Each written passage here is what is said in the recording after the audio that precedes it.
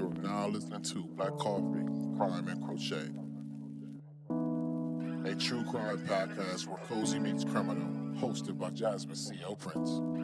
Grab your yarn, pour up an iced coffee, let's sit through the chaos. Welcome back to another episode of Black Coffee, Crime, and Crochet, where true crime meets caffeine and a little creativity. I'm your host, Jasmine C.L. Prince. Listen, today is Wednesday, not Tuesday. Y'all, please forgive me. For those of y'all who do not know, I am a wife and mom of two, and so we have just been battling some things with our girls. So it threw my schedule off for a little bit, but I didn't want to not give another episode after I missed like 2 weeks ago. So we're here a day later, but I appreciate y'all for giving me grace. But that being said, today we are back for week 2 of our new series, The Influencer Scam Era. This is this series where I tell stories about how the chase for followers, fame, and fast money can turn digital dreams into criminal reality. So I think at the end of last week's episode, I said this week we're covering Hush Puppy. I'm going to stop telling y'all what episodes I'm covering the next week because that episode has so much to it that it's not ready yet. I'm trying to figure out how to tell it in my style because I've heard it covered on other podcasts before and I don't want to sound like any other one. And at the same time, I don't want to make it a 2-part episode by itself. So I'm still working with that script. So instead of Hush Puppy, I have a different one for y'all. We will get to that. But you know how we got to start it off before we dive in. Iced coffee of the week. This week is a cold brew caramel mocha oat latte. It is smooth, balanced, and just a little bit indulgent. So get your cold brew concentrate, a splash of vanilla oat milk, a drizzle of caramel syrup, and a little cocoa powder shaken over ice. That's it. It's the perfect pairing for a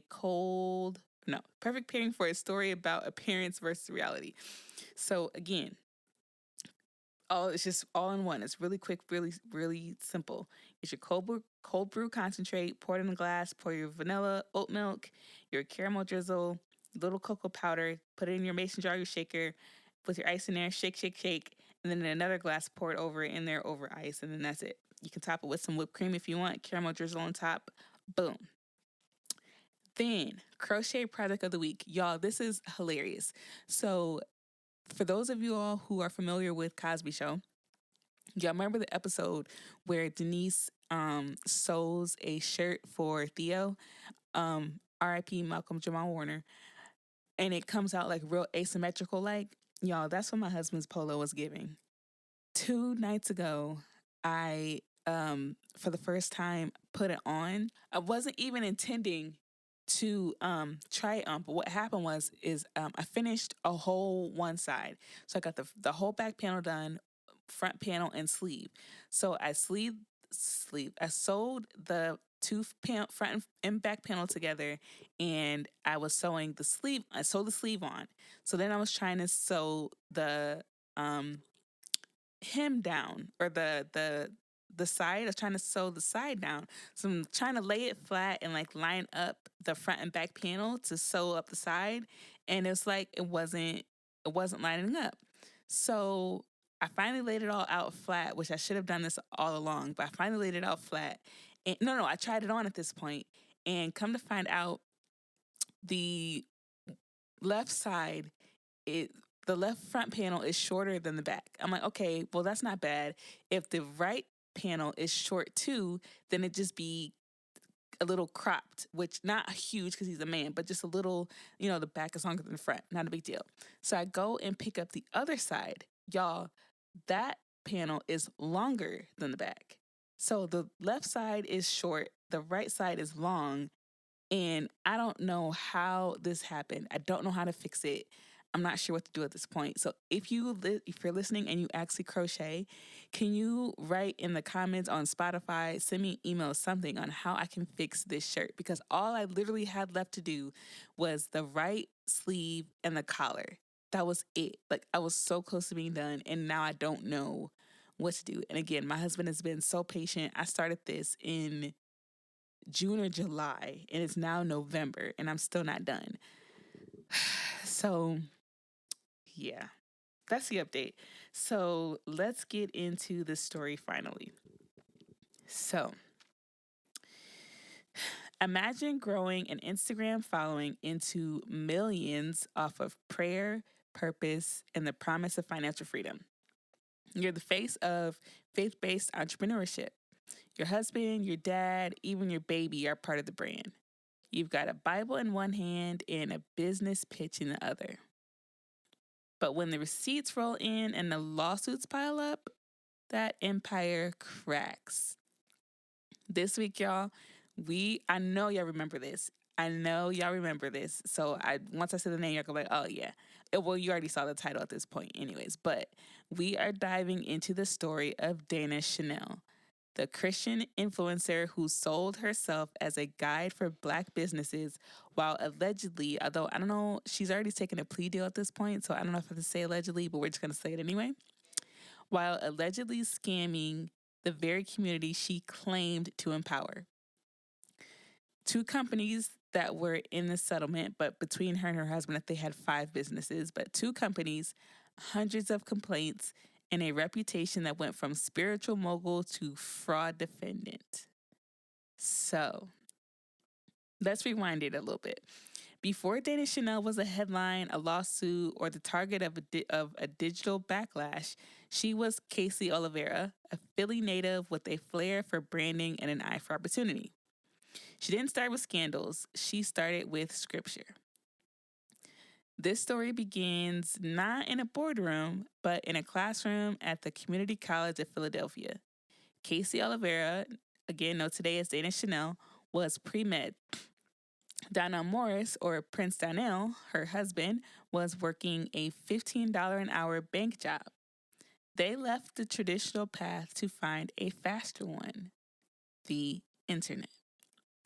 So her breakout platform, this is actually where I first heard of her, which I'm sure a lot of people who know her, we all found her from this, Sprinkle of Jesus. So it was an app that sent push notifications with like scriptures, daily devotionals, that type of thing. She launched it in 2015. Again, like I said, it was a daily devotional app that was short, spiritual push notifications sent straight to your phone. But she wrapped it in like the millennial Pinterest aesthetic, social media type. Like it was really good. Like the scriptures that she sent out initially, because it didn't end up being what it started out being. But in the beginning, the scriptures and the messages that she sent were very biblically based, and it looked amazing. So picture black and gold branding, curly fro, inspirational quotes, scriptures, and an unapologetically Christian message served with entrepreneur flair. So for thousands of young Black Christians online, Dana was that girl, y'all. Like everybody knew who Dana Chanel was. She was motivational. She was stylish. She was pretty. She was light-skinned. And she was constantly speaking over business. She wasn't your mama's Bible study. She was the rebrand. She was like the millennial Black woman it girl that everybody looked to. Like she was really like the influencer. She was like the Christian influencer before, TikTok now is just flooded with Christian influencers. She was like one of the OG ones, in my opinion. And that rebrand worked for her. Dana Chanel's foundational insight was her mobile app, like I said, Sprinkle of Jesus. She built it in just 2 days, and it grew to over 10 million users. Now, most sources I saw said 10 million, some said 5, but I'm going to go with 10 because that's the majority of what I saw, which established her as an authentic, trusted, and highly visible voice in the Christian community. This app served as her spiritual credit score, establishing her to transition seamlessly into commerce. Dana began positioning herself as more than a messenger. She was a mogul, a business mentor, a spiritual CEO. And the marketing strategy, honestly, it was brilliant and specific. It targeted the Black small business community with a highly emotional, as always, like we saw last week with the bent pyramid scheme, highly emotional, faith-driven pitch. They spoke constantly of building generational wealth, as they always do. That's the buzz tag phrase when you're dealing with Black people, Black church people, building generational wealth, and of breaking financial curses. Again, Black church people buzzwords. They weren't just selling services, they were selling destiny. Then Attorney General Josh Shapiro nailed the core deception in a press statement saying Dana Chanel built a following online by presenting herself as a Black woman-owned small business success story. Then she ripped off the same community she claimed to care about, end quote. The core businesses were rolled out, each fulfilling a specific need. Curl Bible was for beauty. Dana co-owned Credit Exterminators with her sister Cassandra April Oliveira. Then there was a credit repair business. I'm sorry. Credit Exterminators was the credit repair business that she co-owned with her sister, Cassandra April Oliveira. Then she co-owned Alakazam Apps with her father, Nakia D. Ratray, which was a company that promised to help small business owners create their own apps, no tech experience needed. And then her husband, Prince Donnell, who's a former college athlete turned influencer, pushed his own mogul image under their joint umbrella. He branded himself as CEO of Jumping Jack Tax, another financial venture promoted as a tax prep platform for underserved communities. They even had their baby involved. They have, I think, 3 or 4 now, but at the time they had 1, and that baby was in everything, okay? It appeared in marketing materials and Instagram reels, dressed in many CEO onesies and matching brand gear. And their pitch was always the same. These tools made us rich, and they can make you rich too, which they always do. That's always the draw, which is part of being an influencer. Like, you're trying to influence people to want and covet what you have. And so they did it very well. Everything felt polished, branded, vision board ready. The family as a business was key to the appeal. This gave the illusion of a collective familial mission of empowerment. Dana's influence was strongest with aspiring entrepreneurs and faith-based followers who saw her as a mix between T.D. Jakes and a marketing coach. Her aesthetic was Pinterest-worthy. Her captions were conviction-filled, and her businesses she promoted promised freedom. But y'all know, if it wasn't anything else, I wouldn't be covering her. Behind the scenes, y'all, some of those services weren't being delivered. Customers were complaining. Social media threads started popping up, and the state investigators were quietly taking notes. The foundation was starting to crack. Because once people realized those blessings they paid for weren't showing up, like last week, the empire of sprinkle and shine started looking a little fraudulent. I forgot to tell y'all, y'all saw it from the episode, but the name of this one is Sprinklegate. So welcome to Sprinklegate, y'all. So we covered the rise. So this is where the mask starts slipping. So let's talk about the receipts. By the late 2010s or 2010s, however you say it, into the early pandemic era, Dana Chanel has successfully built the look of a Black faith-based mogul. But behind that polished branding, 2 of her businesses, Credit Exterminators and Alakazam Apps, were already racking up complaints. So let's start with Credit Exterminators, also called Credit Exterminators Inc., and then they later rebranded as another name, I forgot, but in the indictment, it's Credit Exterminators and the other one that they rebranded it under. This company claimed to help clients repair their credit, remove negative items from reports, and provide financial consulting for a fee, of course. Most packages ranged from a few $100s to over $1,000. And back in 2020, credit repair people were popping up everywhere. I know I had fell for it. I had paid somebody to fix my credit, and they were supposed to mail out my dispute letters on my behalf. And it was supposed to be this whole thing where they were supposed to send out the dispute letters and then handle the response, and stuff but nothing ever happened. Like, nothing ever got taken off.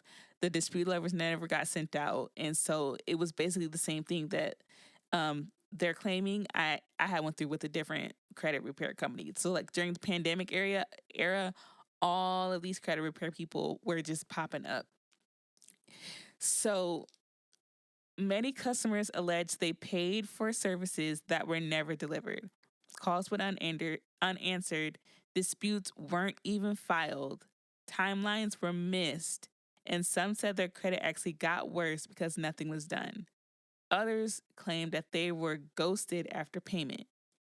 This service, which Dana co-owned, like I said, with her sister, offered credit repair services, including $300 VIP packages, which I don't know was included with that. I couldn't find it. But this is where the harm became not just financial, but deeply personal.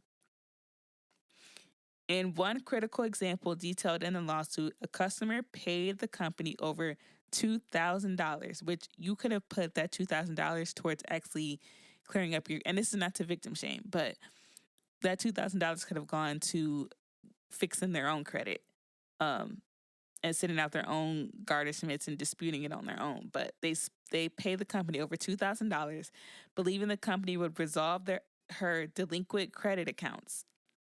Instead of getting help, that customer later received a wage garnishment letter from a creditor who was supposed to have been contacted and settled with. The company took the money, did not perform the service, and the client faced the loss of her wages.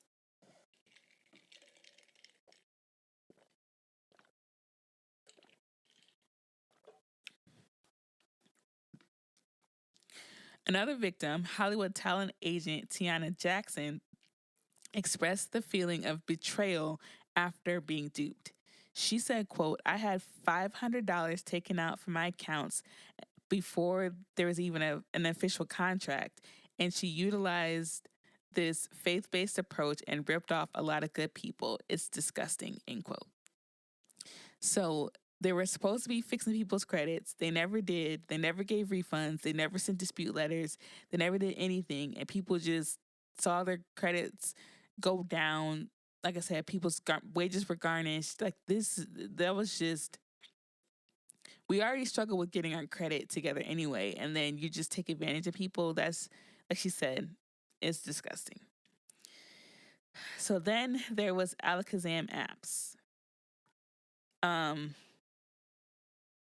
There's a commercial that I want to play because people were confused because Dana was advertising Alakazam apps as her company, but then you see this commercial and she's advertising it like it's someone else's company. It's really confusing. I'm Dana Chanel, the founder of Sprinklegate, and having a mobile app changed the game for us. I called Alakazam Apps, and they created a custom mobile app for us for free, and we'll do the same for you. They do all the hard work for you, publishing it to Google Play and the App Store. Plus, the easy-to-use platform makes it simple for you to maintain, edit, and update all on your own. Whether you have a business or a blog, Alakazam Apps literally leave success at your fingertips. Get your free mobile app today by calling Alakazam Apps, like right now. Okay, so people were confused because she's saying Alakazam Apps is hers, but then there's a commercial, like she's talking about it in the third person, so it's confusing. But she co-founded Alakazam Apps with her dad. Like I said, it's supposed to be this like done for you type service where you give them your business info and they'll handle the app creation, launch, and support. There were even people saying that they were going as far as stealing people's ideas. So that the apps that they were supposed to be building for other people, not only did they not build it, allegedly did they not only not build it, but they took the idea and use it for themselves, which is crazy. So many clients said they got nothing but delays and excuses, or worse, an unfinished buggy app they couldn't even use. Some paid $2,000 to $3,000 or more only to be ghosted. And what I pulled up, I watched a lot of YouTube videos on this. People were saying that the ones who said that they at least got something, it was buggy and they couldn't use it. But worse than that, it was basically a Wix site. So you now know that Wix is like, if there's a template and you just plug and play all your information, that's what they were trying to pass off for $2,000 to $3,000. They were giving them like this Wix site where they would still have to go in and try to plug and play, but even that was buggy and not working and glitching and all this kind of stuff. If I'm paying you $2,000 to $3,000, I want it to be completely done, like done for you, like you said. You give me the back end keys and stuff, and it should just run. Like giving me a Wix site that I could have done by myself is crazy work. But the legal complaint cited, and then there was another video that I saw where she said that, I think she said her pastor wanted an app for their church. And so they had tried to get Alakazam apps to do it, and they were one of the ones who didn't get anything. But the legal complaint cited the case of a nonprofit owner who saw the ads on Instagram and paid $2,000. The suit states, quote, she never received an app from Alakazam. She contacted the company over 10 times via phone and 4 times via email. Yet she never received a response or a refund or any money she paid, end quote. In other cases, customers paid monthly hosting fees of $250 for apps that were never completed or were just basic, useless templates. $250 for hosting is crazy.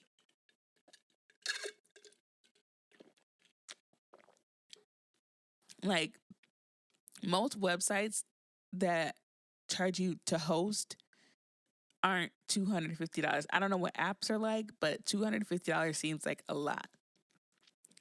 Especially if it's just a basic useless Wix template. That's crazy. I don't even think Wix charges $250 for hosting. I think the plans are like $20 a month. $250 might be a year's worth.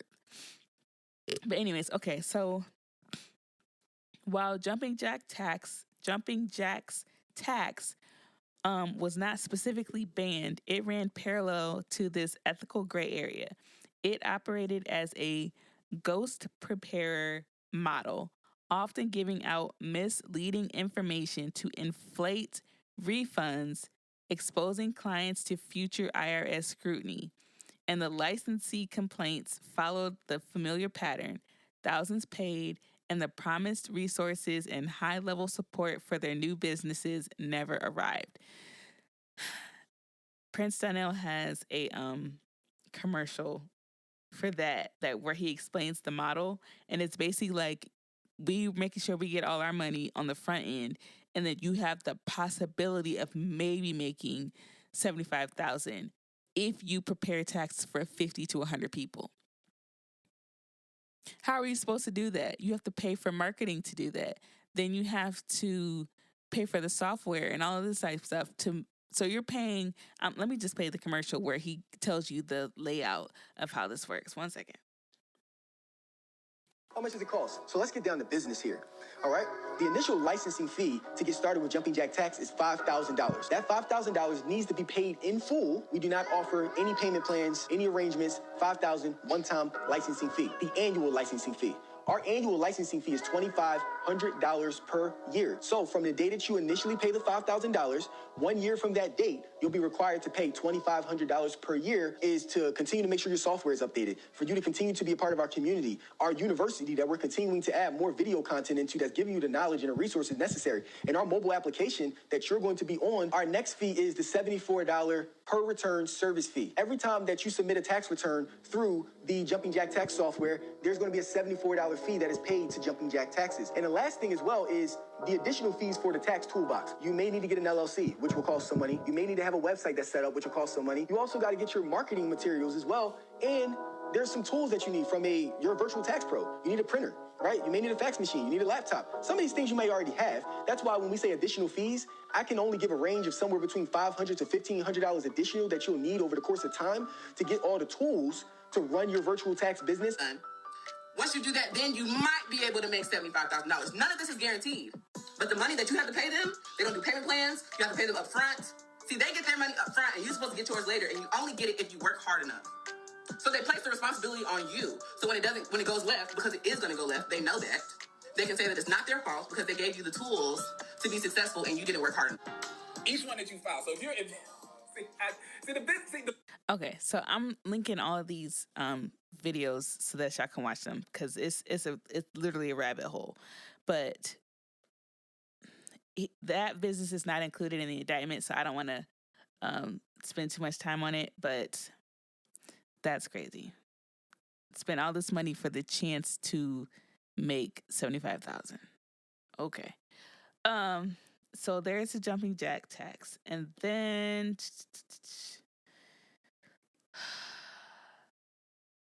Okay, so this is when the hashtag whisperings turned into a social media roar.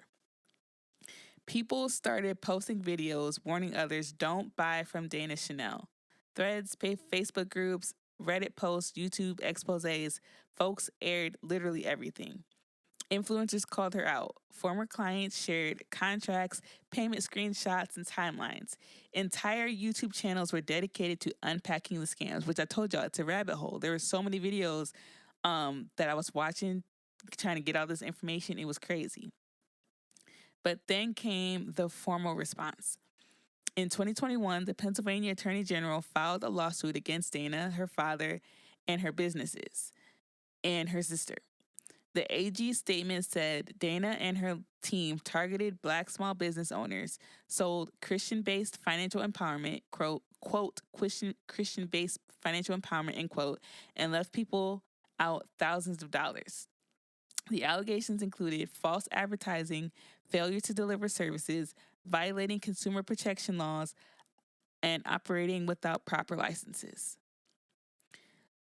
Days after the lawsuit was filed, Dana Chanel and Prince Donnell released a video statement denying the claim, stated that they had, quote, the best legal team in the country fighting to defend us, end quote. Meanwhile, Dana Chanel continued to market products on Instagram, conducting business as usual. I think I have that statement too. Hold on. Okay, I found it. So the Shade Room, which I usually don't mess with them, but Shade Room Investigates typically does pretty well. So here is, again, I'm going to link the video, but here is that statement. But she and her husband did release this video statement days after the lawsuit was filed. We are currently dealing with the civil lawsuit and deny any and all claims that have been made. We have the best legal team in the country fighting to defend us. But please know that we take all consumer matters very seriously. I'm so sad. I had their full statement. I don't know. It got lost in all the videos. I told you I watched so many videos, and it got lost in all the ones that I watched. If I find it, I'll link it in the in the show notes. But they released a whole statement. That was basically the beginning of it, though. But let's keep going. So,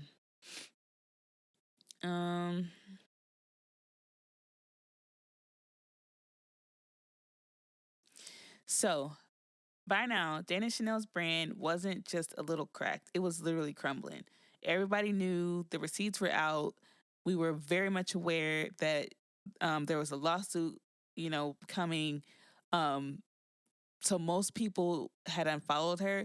I am surprised to say, though, I went to go check out her Instagram, and she still has a very large following. So that's very interesting. But I'll get into that later. But the entire influencer industrial complex that they had built, from Sprinklegate Jesus to Curl Bible to Alakazam and beyond, began to look more like a shiny hustle than a faith-based empire. And I didn't even mention Curl Bible, so let's talk about that for a second. It was supposed to be a beauty supply marketplace tailored for Black women, with scripture sprinkled in, of course. So think like lashes, edge control, affirmations type situation. But even that brand had complaints floating online. People were saying that orders weren't shipped, customer service issues. They were having customer service issues, and they really like overhyped and under delivered. So that one wasn't free from ridicule either. So by 2022, followers weren't just unfollowing, they were organizing. Multiple threads and private groups popped up to warn others. Don't buy from Dana Chanel. Did she scam you too? Watch this before you give her money. What once was her trustworthy, what once made her trustworthy, the faith branding, the family, the community uplift messaging, now made her betrayal feel deeper. This wasn't some random drop shipping hustle. This was personal. So the legal battle lasted nearly 2 years. In September 2023, the defendants, Dana Chanel, her sister Cassandra, and their father, Nakia, and the two companies agreed to the consent petition for final decree. The defendants were ordered to pay, y'all, $87,269.91 in restitution to dozens of defrauded consumers. They also paid $31,000 in legal costs and $6,000 in civil penalties. One of the videos that I was watching, she said that she believes that they took more money than they having to pay in restitution. So she thinks they came up, like they came out better. But, that's the opinion of one person. But if that's true, that's crazy. But that's how much they had to pay. But furthermore, an additional $55,000 in civil penalties was suspended, meaning it hangs over their heads if they violate the terms of the settlement. In a statement, Attorney General Michelle Henry reflected on the broader implications of the case, saying, quote, "Advertising in today's world has changed, and people trust personalities they follow online to promote desirable goods. My office has taken a hard stance against potential harm inflicted on Pennsylvanians online," end quote. This case was a direct warning shot to the entire influencer economy. Your word is a contract, and the law will protect consumers from digital deception. So here's where the injunctions came into play. The most impactful part of the settlement is the permanent ban. Dana Chanel and her co-owned companies are now legally and permanently prohibited from operating or promoting credit repair services or mobile app development services again. This effectively shuts down the business model that generated the most complaints. While the businesses tied to Prince Donnell, like Jumping Jack's Tax, were not named in the injunction, the scrutiny is now permanent. For Prince Donnell, the current focus is on life insurance and accounting, a pivot to a less litigious long-term financial products. So he is still, in the same industry, but he changed the name. I won't divulge all that because as long as they're not scamming, I'm just gonna let them be, and not, bringing it more attention to what they're currently doing. But he pivoted as well. So today the narrative has shifted. Dana Chanel has reframed her story. The successful entrepreneur is now the leader who, quote, made mistakes, which is her words, and turned lessons into leadership. Her main focus is her women's book club, a community-centric venture that keeps her connected to her audience while avoiding the high-risk financial services that led to her legal collapse. She wrote a Medium article advertising it under the guise of addressing her past. It definitely was a click-worthy title. The name of the article is "What Happened with Dana Chanel: The Truth About Growth, Lessons, and Coming Back Stronger." She basically wrote it, and at the end, she advertised her book club. So I think that's what basically all of her Medium articles are advertising her book club, or her community. I think that's what she calls it, her community. But she now goes by her legal married name, which I'm not going to say. If you find it, you find it. But I'm just not. Anyways, and appears to be working with her husband on his new company that I mentioned above. Dana largely avoided public accountability. There were no press conferences, no apology videos, no influencer note app statements, just business as usual. She didn't admit guilt, but she also didn't deny it either. And what did she say in social media? Really almost nothing. Her platform stayed quiet or pivoted back to spiritual messaging, which I checked her TikTok, and it's just she's like all back to just influencing now. Just her family working out. She documented her pregnancies, like literally just influencing. The only thing I still see her advertising is this like mineral spray that she said helped her son with his speech delay. But other than that, I didn't see any products or anything, no businesses. Just she went back to being a Christian influencer. So she framed her platform stayed quiet or pivoted back to spiritual messaging. She blocked critics, and when she did speak, she framed it as persecution, as a woman of faith being misunderstood. But Sprinklegate had already gone viral, and the same followers who once shouted amen were now shouting, "Run me my money." Like, where my coins, where my products. Like, they weren't just letting her quietly get away with what she had done.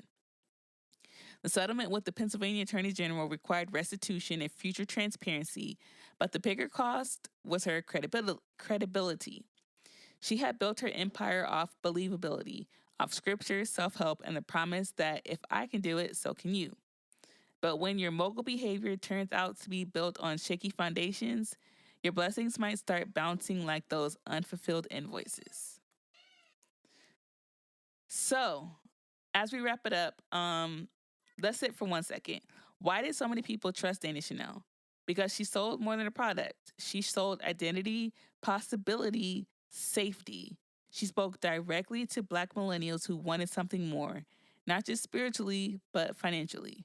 Her whole pitch was faith and fortune can coexist. And listen, we want that to be true. Like, that's what most of us are looking for. We want to believe that someone who looks like us, talks like us, believes what we believe won't be the one to exploit us. But we keep seeing that that's what's happening. So the Dana Chanel saga, or Sprinklegate, isn't just about apps or credit reports or missed refunds. It's about the fabrication of authority in the influencer age. It's about using God to scam people, which we have to stop doing. It's about how titles like CEO, financial coach, and Christian entrepreneur can be worn like costumes with no real regulation or receipts. It's about how easy it is to fall for someone who's charismatic, consistent, and branded to perfection, especially when they say, God told me to do this. And it's not new, like we saw last week, and I'm sure we'll see some more. Black communities have always had a complex relationship with faith and finance. Sometimes that relationship empowers, and sometimes it manipulates. So the next time someone slides in your DMs talking about passive income and purpose, you might want to sprinkle a little discernment on that Jesus quote. Okay? So sip or spill. Would you trust a business more if it's branded with faith, family, and community values, or does that now raise a red flag for you? So as always, drop your thoughts, stories, and cautionary tales in the comments, or you can DM me, and I might feature it on a future episode. So that is it for this week's episode of Black Coffee Crime Crochet. If you love today's deep dive, make sure you rate, review, and share the show with someone who still has CEO in their IG bio and no website. You can find me, as always, on Instagram and TikTok at Black Coffee Crime Crochet. I do also have a Facebook discussion group called Black Coffee Crime Crochet. You can follow me on Facebook as well. Before we get out of here, let's read this review. It is from MalCrush91. She said, "Great podcast, 5 stars. I was recommended about this podcast when Jasmine mentioned it in the Sisters Who Kill Facebook group, which shout out to Sisters Who Kill and Mariah and Taz. They were like a really big reason why I started my own podcast. So when people were trying to find other true crime podcasts to listen to, of course, I plugged myself. and she was one of the ones who listened. So she said, I gave this podcast a shot and I'm really enjoying it so far. Thank you so much, sis. I really appreciate you giving me a shot, and I'm so glad that you love it. Hopefully you will continue to love it. But yeah, that's it. I believe next week, you know what? No, I told you I'm not going to tell you what we're doing next week. So just come back next week to see which one it is. But until then, keep your coffee bold, your edges laid, and your discernment sharp. Catch y'all next time. Bye. Disclaimer. Great effort is made to ensure that all materials used in Black Coffee Crime and Crochet adhere to fair use guidelines. No copyright infringement is intended. If you are the copyright owner or represent the owner of any material used in this content and have concerns about its use, please contact me and I will promptly address the issue.